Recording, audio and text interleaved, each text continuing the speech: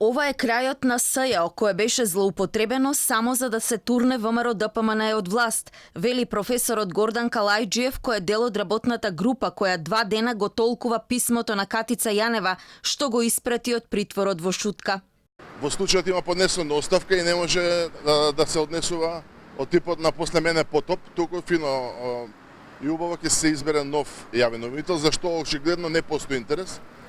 И тоа е најстрашното што очигледно ова е крај на СЈО, значи не постои никаков интерес да Македонија да има независна, самостојна и автономна институција што ќе се бори со висока корупција.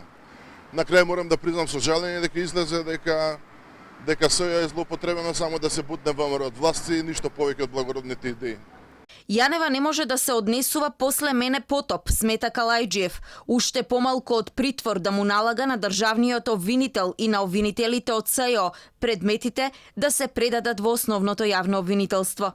Јанева очигледно исполнува нечии желби, не верувам дека воопшто и текнало не за ова, како што не и текнали и други работи.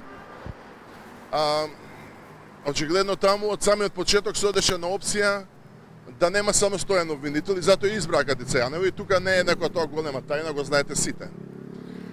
Зошто не сака да дојде нов обвинител и што има таму за криење, тоа исто така допрва ќе знаеме. Зошто од моментот кога се виде дека не може да биде реизбрана Катица Јанева, ниту да се изврши трансформацијата, за СЈО се закопува.